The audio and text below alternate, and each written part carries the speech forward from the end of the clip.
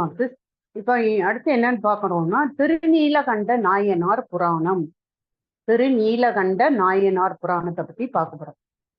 எல்லையில்லா பெருமை கொண்டது தில்லையம்பதி. அவ்வளம்பதியில் குயவர் குலத்திலே தோன்றிய ஒருவர் இருந்தார். இப்ப தில்லையம்பதினா சிதம்பரம் நமக்கு தெரியும் இல்லையா?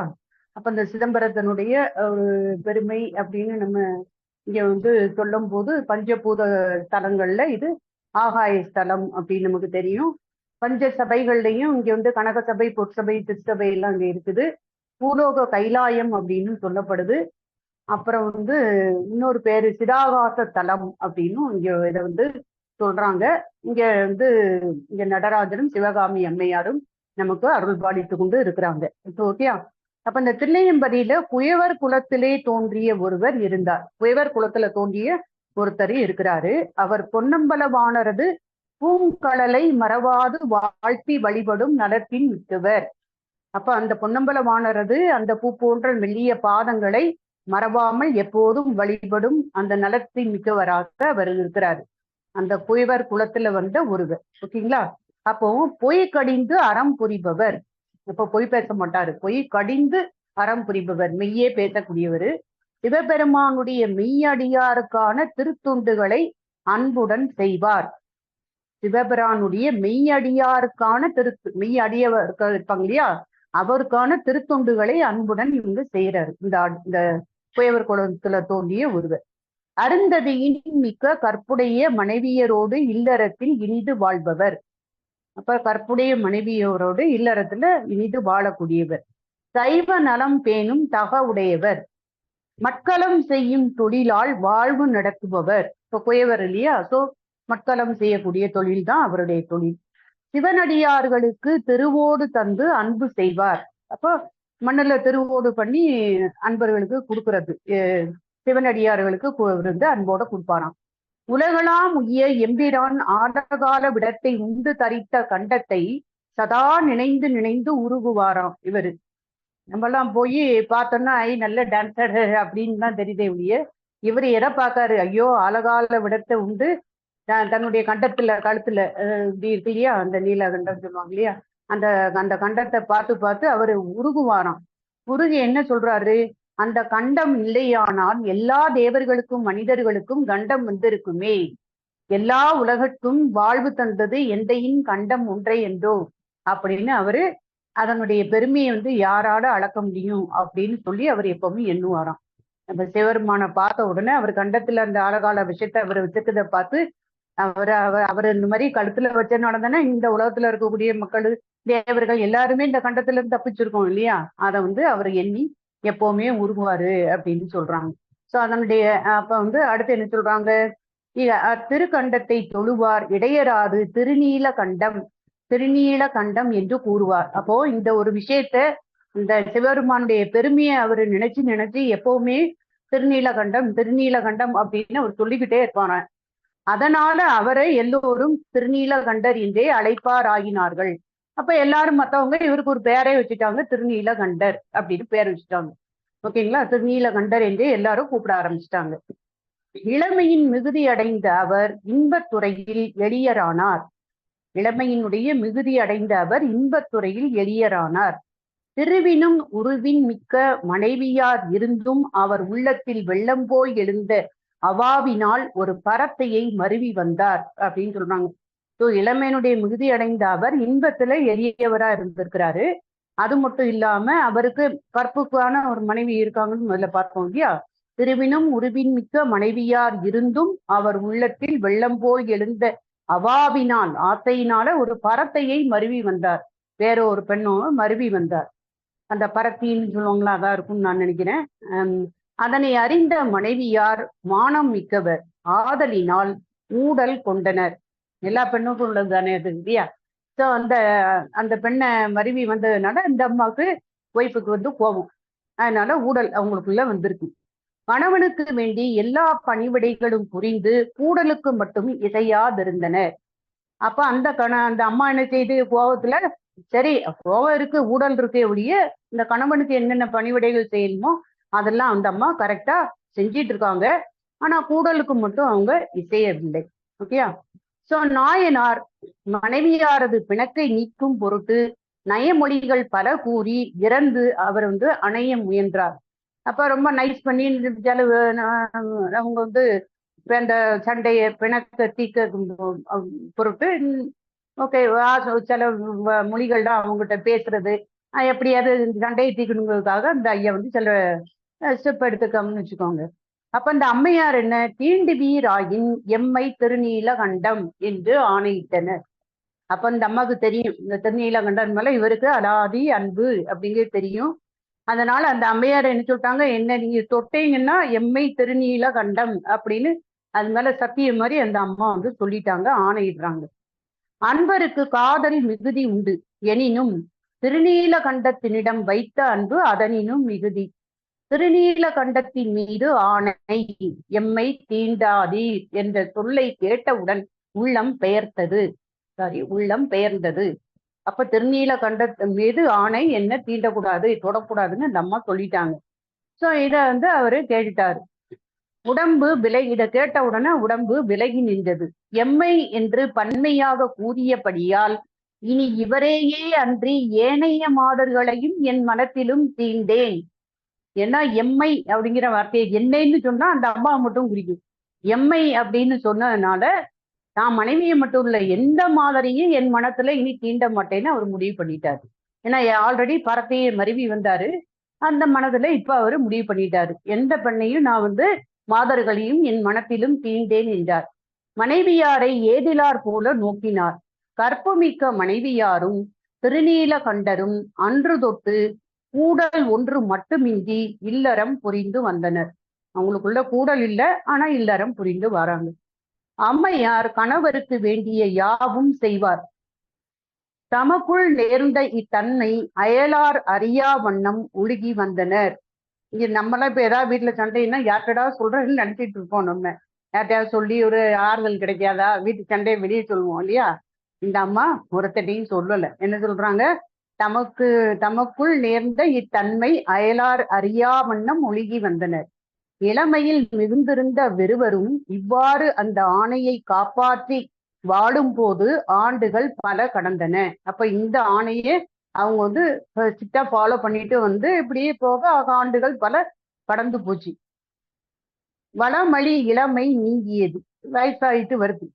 மெய்கலப்பு இல்லாமல் வாழ்ந்தபடியால் வடிவுறு மூப்பு வந்தது. தளர்வொடு சாய்ந்து நின்றனர். எனினும் அன்பு தம்பிரான் திறத்து சாயாதிருந்தனர். இறைவனை கும்பிடல ஒன்றும் பிரச்சனை இல்லை, ஆனா அவங்க இதுல இவங்களுக்கு 2 பேருக்குள்ள மட்டும்தான் அந்த உடல் இருக்குது. திருநீலகண்ட நாயனாரது சிறந்த ஒழுக்கத்தின் பெருமையை உலகிற்கு உணர்த்த வேண்டும் என்று சிவபெருமான் திருவுளம் கொண்டார். அவரு எப்ப விஷயம் கிடைக்கும் தான் இருக்கிறாரு இல்லையா? இப்போ திருநீலகண்ட நாயனாரது சிறந்த ஒழுக்கத்தினுடைய பெருமையை இந்த உலகத்துக்கு நாம உணர்த்தணும் அப்படின்னு சொல்லி சிவபெருமான் நினைக்கிறாரு. ஒரு சிவ யோகியாக புறப்பட்டு வந்தார். அப்ப சிவனே சித்தரா யோகியா இப்படிதான் வராரு இல்லையா? சிவ யோகியாக புறப்பட்டு வந்தார். திருநீர் தரித்த திருமுகமும் புன்முறுவலும் ஓடு ஏந்திய திருக்கரமும் உடையவராய் வந்த விமலன் நாயனாரது திருமனை சென்றார். வீட்டுக்கு வந்துட்டார். வந்தவரை சிந்தை அன்புடன் வரவேற்று நாயனார் வழிபட்டு, எம்பிரானே அடியேன் இயற்றும் பணி யாது, உத்தரவு செய்யுங்கள் என்று பயபக்தியுடன் வினாவினார். ஏன்னா அவரு ஒரு சிவயோகி மாதிரி வந்திருக்காரு, இறைவன் தெரியாது, சிவயோகி மாதிரி வந்திருக்காரு. திருநீர் தரிச்சிருக்காரு, நல்ல புன்முறுவலோட ஓடு ஏந்தி திருக்கரத்தோட வீட்டுக்கு வந்திருக்காரு. இவரும் வணங்குறாரு. நாயனாரை வழிபட்டு, எம்பிரானே நீங்க என்ன வேலை கொடுத்தீங்க, பணி என்ன அப்படின்னு சொல்லுங்கன்னு கேட்கிறாரு. சிவயோகியார், அன்பனே இதோ பார், என் கையில் உள்ள இந்த ஓட்டினை உன்பால் கொடுத்து வைக்க கருதி வந்தேன். நான் எதுக்கு வந்தேன் அப்படின்னா, இப்ப என் கையில இந்த ஓடு இருக்கு, இப்ப உன்கிட்ட கொடுத்து வச்சிருக்காண்டி வந்திருக்கேன். இதை வச்சுக்கோ, வச்சிட்டு அப்படிங்கிறதுக்காக வந்திருக்கேன். இதை நீ சேமித்து வைத்திருந்து மீண்டும் நான் வேண்டும் போது கொடுப்பாயாக. நான் உன்கிட்ட இதை வச்சு உன் கஸ்டடியில வச்சிட்டு இருக்கிறதுக்காக சொல்லி கொடுக்கறதுக்காக வந்தேன். நீ அதை பத்திரமா வச்சிரு, நான் எப்ப கேட்கணும் அப்ப நீ இதை எடுத்து எனக்கு தரணும் அப்படின்னு சொல்லி சிவபெருமான் சிவயோகியாக வந்தவர் சொல்றாங்க. இந்த ஓட்டை சாமானியமாக கருதற்க, இதை ஒரு சாமானியமா நீ நினைச்சிடாத, இதற்கு சமானமே இல்லை. அப்ப இது அவ்வளவு வேல்யூபிள், இதுக்கு சமமானது சமானமே அது இல்லை. இது எல்லாவற்றையும் தன்பால் வந்தவுடன் தூய்மை செய்ய வல்லது. அப்ப அந்த ஓட்டனுடைய பெருமையை சொல்றாங்க. இது எல்லாவற்றையும் தன்பால் வந்தவுடன் தூய்மை செய்ய வல்லது. பொன்னினும் மணியினும் போற்றுதற்குரியது. மிகவும் பெருமையுடைய ஓடு அப்படின்னு அந்த ஓட்டை சொல்றாரு. அருமையாக வைத்திருந்து நீ தருவாய் என்று கூறி தந்தார். இவர் கையில கொடுத்துட்டார். திருநீலகண்ட நாயனார் அவ்வண்ணமே செய்வேன் என்று தொழுது வாங்கி தமது வீட்டில் ஒரு புறம் காவல் உள்ள இடத்தில் சேமித்து வைத்தார். எம்பெருமானை தொழுதார். பெருமானும் அன்பர் பால் விடை பெற்று நீங்கி பொன்னம்பலம் அடைந்தார்.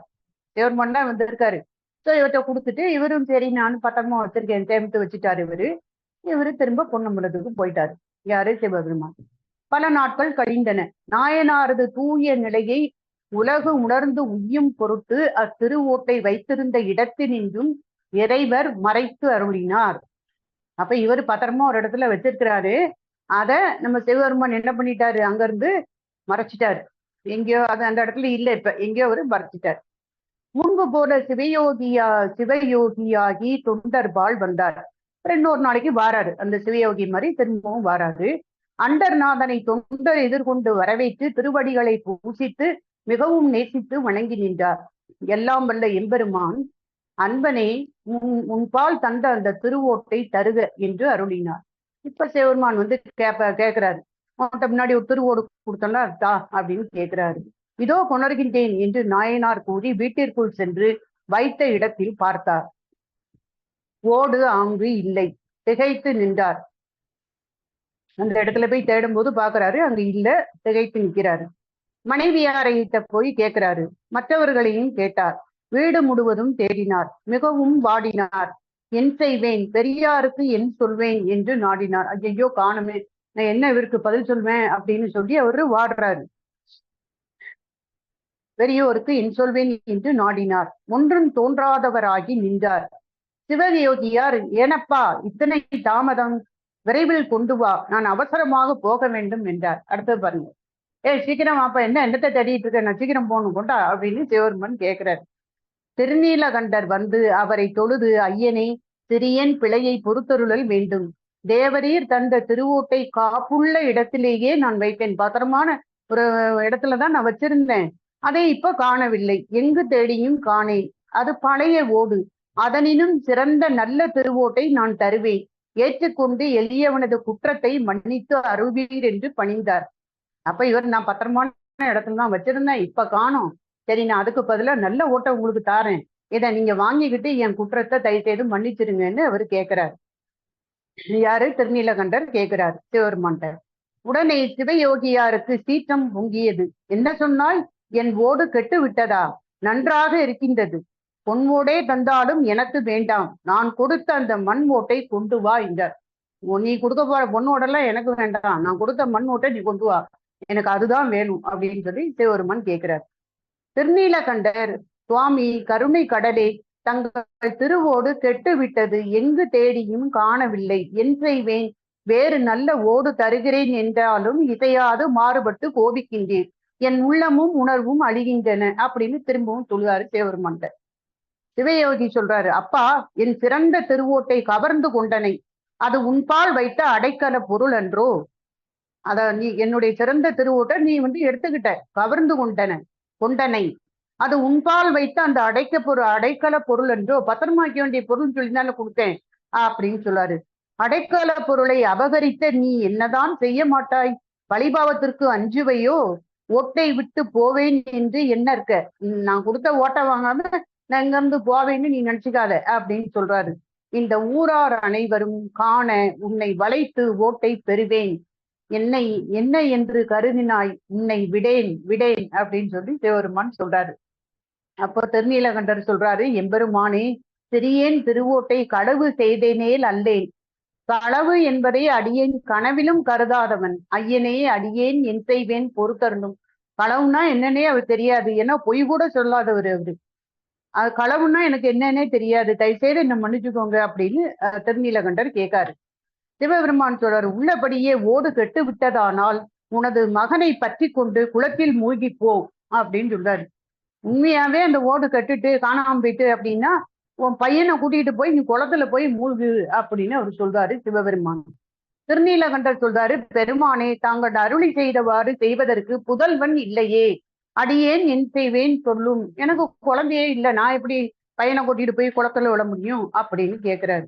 எப்படி எந்த விஷயத்துக்கு எப்படி வராருன்னு பாருங்க.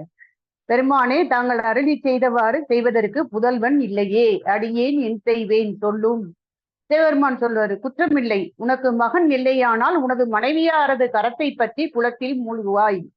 பரவாயில்ல, மகன் இல்லையா விட்டுரு, உன் ஒய்ஃபை கூட்டிட்டு வந்து உன் மனைவியை கூட்டு வந்து 2 பேரும் சேர்ந்து போய் நீங்க குளத்துல மூழ்குங்க அப்படின்னு சொல்றாரு. திருநீலகண்டர் சொல்றாரு, ஆண்டவரே எங்களுக்கு ஒரு சபதம் உண்டு, அதனால் அடியேன் அவளை தீண்டுவதற்கு இல்லை, அடியேன் மட்டும் மூழ்கி உண்மையை உரைப்பேன். அது எங்களுக்குள்ள ஒரு சபதம் இருக்கு, அதனால நான் அந்த சபதத்தை மீற முடியாது, அதனால நான் மட்டும் அவளை தீண்டவும் முடியாது. ஏன்னா 2 பேரும் கையை பிடிச்சிட்டு போய் குளத்துல மூழ்குங்கன்னு சொல்றாங்க, நான் தொட மாட்டேன், தீண்டுவதற்கு இல்லை, அப்ப நான் மட்டும் மூழ்கி உண்மையை உரைக்கிறேன் அப்படின்னு அவர் சொல்றாரு. சிவபெருமான் சொல்றாரு, உனது கூற்று நன்று நன்று, நான் தந்த திருவோட்டை தரவும் செய்யவில்லை, உனது மனைவியின் கரம் பற்றி புனல் மூழ்கி உண்மையை உரைக்கவும் மறுக்கின்றனை, உனது ஒழுக்கம் மிகவும் நன்று, இதுதான் நீ அடியாருக்கு திருவோடளிக்கும் திருத்தொண்டு போலும், உன் மனம் மிக வலியது, பிள்ளைவாழ் அந்தணர்களது அவையில் உன் தன்மையை கூறி நியாயத்தை பெறுவேன் அப்படின்னு சிவபெருமான் சொல்றாரு. ரொம்ப நல்லா இருக்குப்பா, இதுதான் நீ திருவோடு அளிக்கக்கூடிய உன் திருத்தொண்டா, உன் மனைவனுடைய கரத்தை பற்றி நீ மூழ்கி உண்மையை உரைக்க மாட்டேக, அது மட்டும் இல்லாம நான் தந்த திருவோட்டையும் திரும்ப கொடுக்க மாட்டேக, பரவாயில்ல, இதெல்லாம் சேர்த்து வச்சு நான் தில்லைவாழ் அந்தனது அவையில உன் தன்மையை கூடி நான் நியாயத்தை பெறப்போறேன் அப்படின்னு சிவபெருமான் சொல்றாரு. சிவயோகியார் நடந்தார், அன்பரும் அவரை தொடர்ந்தார், மூவரும் காணாத முழுமுதல் அந்தனர் அவைக்களம் போய், பெரியோர்களே இந்த வேட்கோவன் நான் கொடுத்த திருவோட்டையும் தர மறுக்கின்றான். இப்ப அந்தணர்கள் அந்த அவைக்களத்துல போய் சிவபெருமான் சொல்றாரு, இந்த இவன் என்ன பண்ணிட்டான் அப்படின்னா, நான் கொடுத்த அந்த திருவோட்டையும் தர மறுக்கிறான், ஓடு காணாமல் போயிட்டான், கெட்டு விட்டதாம், உள்ளபடியே கெட்டு விட்டதாயின் மனைவியை பற்றி குளத்தில் மூழ்கி சத்தியம் செய்ய சொன்னால் அதையும் இவன் மறுக்கின்றான், நீங்களே நியாயத்தை கூறுங்கள் என்று அருளினார்.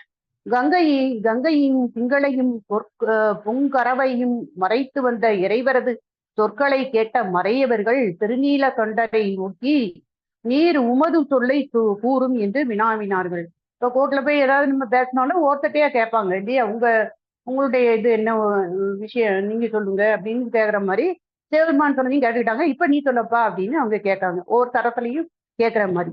சோ நாயனார், தூய மாமரையோர்களே, பொன்னினும் மணியினும் சிறந்த திருவோடு ஒன்று இவர் என்பால் தந்தது உண்மை, அதனை மிகவும் காப்புடைய இடத்தில் வைத்து இருந்தேன், எம்பெரான் திருவிளையாடலோ அல்லது அவர் புரியும் சோதனையோ எனது பண்டை வினையின் வாதனையோ அதை தேடியும் காணவில்லை. இப்போ அதை காணோம், அதுக்கு காரணம் கேட்காரு, இது அவருடைய திருவிளையாடலா அல்லது அவர் புரியக்கூடிய சோதனையா அல்லது என்னுடைய வினையினுடைய வாசனையா அப்படின்னு அவர் கேட்காரு. அப்படின்னு எனக்கு தெரியல, எளிய எனது தூய்மையும் வாய்மையும் இந்த ஊரவர் அறிந்ததே, மனத்தாலும் பிழை செய்யேன், ஓடு கெட்டுவிட்டது என் செய்வேன் என்றார். அவர் நிலைமையை எடுத்து சொல்றாரு.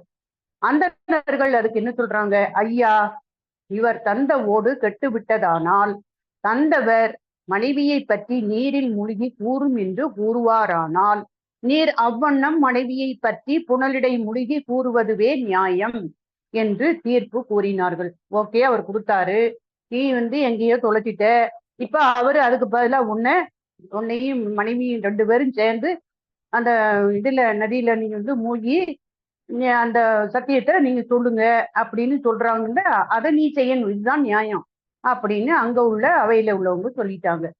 அருந்தவும் புரியும் தொண்டர் அதனை கேட்டு தமது தீண்ட மாட்டாத தன்மையை கூறாதவராகி பொருந்திய வகையால் முழுகி தருகிறேன் என்று கூறி பெருந்தவ முனிவரோடு தனது இல்லத்தினை அடைந்தார். இவ்வளவு சொல்லும் கேட்கல இல்லையா, என்ன பண்ணிட்டாரு, அருந்தவம் புரியும் தொண்டர் அதனை கேட்டு தமது தீண்ட மாட்டாத தன்மையை கூறாதவராகி, சொல்லல அவரு, பொருந்திய வகையால் முழுகி தருகிறேன், முடிஞ்ச அளவுக்கு நான் அவளையும் கூட்டு முழுகி தர முடிஞ்ச வர அப்படின்னு சொல்லிட்டாரு. பொருந்திய வகையால் நான் என்னென்ன முடியுமோ அந்த பொருந்திய வகையில மூழ்கி தர்றேன்னு சொல்லிட்டு ஒரு வீட்டுக்கு வராரு. மனைவியாரை அழைத்து கொண்டு திருப்புலீச்சுரத்திற்கு முன் ஒரு சோலைக்கு நடுவே உள்ள திருக்குளத்தில் மூங்கில் தண்டின் ஒரு முனையை மனைவியாரும் மற்றொரு முனையை தாமும் பற்றி கொண்டு புனலில் முழுகுவாராயினர். தொடமாட்டேன்னு அந்த சத்தியம் அதை மீற மாட்டாரு இல்லையா, மீறல. என்ன பண்ணிட்டாரு, ஒரு மூங்கில எடுத்து மூங்கிலினுடைய ஒரு முனியில அவர் பிடிச்சிருக்காரு, இன்னொரு முனியை அந்த அம்மா பிடிச்சிருக்காங்க. அப்படி வச்சுக்கிட்டு அவங்க மூழ்கி எழுந்திக்கிறாங்க. தண்டின் இரு தலையின் பற்றி முழுக தொடங்கிய அடியவரை ஆண்டவர் நோக்கி, அப்பா என்ன இது, உன் மனைவியின் கரத்தை பற்றி முழுகாமல் கோலை பற்றி முழுகுகின்றன, நான் இதற்கு இசையேன் என்றார். ஓ, நான் மனைவியோட கையை பிடிச்சி சொல்லிதானே அதுல முழுக சொன்னேன், நீ என்னன்னா ஒரு கோலை கையில வச்சுக்கிட்டு ரெண்டு பேரும் ரெண்டு பக்கமும் பிடிச்சிக்கிட்டு மூழ்கிறீங்களா, நான் இதுக்கு சம்மதிக்க மாட்டேன், இசையேன் அப்படின்னு சொல்லி ஆண்டவர் சொல்றாரு. மாது சொன்ன சூழால் இளமை துறந்த பெரியவர் தனக்கும் தன் மனைவிக்கும் முன் நேர்ந்த பிணக்கையும் திருநீல கண்டத்தின் மீது மனைவியார் ஆணையிட்டதையும் அன்று தொட்டு இன்று வரை மாதர் யாவரையும் சிந்தையாலும் தீண்டாது இருந்த தகையையும் உலகில் உள்ளவர் யாவரும் கேட்க உரைத்தனர். இப்போ சொல்லுதார், மாது சொன்ன அந்த சூழால் இளமை துறந்த அந்த பெரியவர் இந்த நடந்த விஷயத்தை எல்லாத்தையும் உலகத்தை இந்த ஊர்ல இருக்க மக்கள் எல்லாமே கேட்கிற மாதிரி அவரு சொல்றாரு. குளக்கரையில் நின்று இத்தன்மையை பார்த்து கொண்டிருந்த அனைவரும் அது கேட்டு அதிசயித்தனர். பின்னர் குலால மன்னர் தண்டின் முனையை பற்றி வில்லாளுடன் வாவியின் முழுகி எழுந்தார் அப்படின்னு சொல்றாங்க. அடுத்து என்ன சொல்றாங்கன்னா, அந்த நாயனாரும் அவரது கற்பின் மிக்க அந்த தூய மனைவியாரும் சூழ் செய்த தருணத்தில் அந்த சபதம் பண்ணாங்க இல்லையா, இந்த சமயத்துல இருந்த அந்த இளமையை பெற்று எழுந்தனர் அப்படின்னு சொல்றாங்க. அப்போ முதல்ல அவங்களுக்கு பல ஆண்டுகள் இந்த சபதத்தின்படியே அவங்க வாழ்ந்துட்டு வர்றாங்க, மூப்பும் வந்துருச்சு. அதுக்கப்புறம் தான் இந்த விஷயம்லாம் நடந்து அவர் குளத்தில் மூழ்கி எந்திரிச்ச உடனே அந்த பழைய இளமை 2 பேத்துக்கு வந்துச்சு அப்படின்னு சொல்றாங்க. சூழ் செய்த தருணத்தில் இருந்த இளமையை அவர் பெற்று எழுந்தனர். அவர்களது திருமேனியில் அழகின் ஒளி வீசியது, அருள் வெள்ளம் பெருகியது, இமையவரும் இருடியரும் தெய்வ மலர்மலை பொழிந்தனர், துதியுரை மொழிந்தனர். பூமலையில் முழுகிய அத்திருவாளர்களை கண்ட எல்லோரும் தொழுதனர். அந்த அதிசயம் கண்டார் அனைவரும், வழக்கிட்ட சிவயோகியரை கண்டார் இல்லை. இப்ப இவங்க பூமலை பொழிது திருவாளர்களை கண்ட எல்லோரும் தொழுறாங்க, அதிசயப்படுறாங்க. அனைவரும் வழக்கிட்ட அந்த சிவயோகியாரை கண்டார் இல்லை, அவர் எங்கே என்று மருண்டனர். அந்த இடத்துல சிவயோகியாரை தேடுறாங்க, அங்க காணோம் அவரை. அலைபுணர் சடையம் அண்ணல் மலைமகளோடு விண்மேல் விடை மீது காட்சி தந்து அருளினார். இப்ப அவரு அங்க மேல போயிட்டு காட்சி கொடுக்காரு, அம்மையோட சேர்ந்து மலைமகளோடு விண்மேல் விடை மீது காட்சி தந்து அருளினார். அண்டரும் காணாத நீலகண்டரை திருநீலகண்ட நாயனாரும் அவரது திரு தேவியாரும் கண்டு பன்முறை பணிந்து போற்றினார்கள். இப்ப அவருக்கு காட்சியை திருக்காட்சியை காமிச்சிருக்காரு. நம்முடைய திருநீலகண்டருக்கும் அந்த அம்மாக்கும் திரு தேவியாருக்கும் அந்த இதை காட்டுறாங்க. அருகில் இருந்தோரும் தொழுதனர். சிவபெருமான் வென்ற ஐம்புலனால் மிக்கீர் என்றும் இந்த இளமை நீங்காது நம் அருகில் இருப்பீர்களாக என்று அருள் புரிந்து எழுந்து அருளினார். இந்த வென்ற ஐம்புலனால் மிக்கீர், ஐம்புலன்களையும் அவர் அடக்கியிருக்காரு இல்லையா, வென்ற ஐம்புலனால் மிக்கீர் என்றும் இந்த இளமை நீங்காம எப்பவுமே என் அருகிலே நீங்க இருப்பீங்க அப்படின்னு சொல்லி அவர் அருள் புரிகிறாரு. திருநீலகண்ட நாயனார் தனது அன்பின் மிக்க மனைவியாருடன் என்றும் அகலாத இளமை பெற்று சிவலோகம் எய்தி பேரானந்த பெருவாழ்வில் இன்பமுற்றார் அப்படின்னு சொல்லி இதை முடிக்காங்க. மாஸ்டர்ஸ் இவ்வளவு நேரம் பொறுமையா கேட்ட உங்க எல்லோருக்கும் என்னுடைய நன்றியின் வணக்கத்தையும் நான் தெரிவித்துக் கொள்வேன். Thank you master.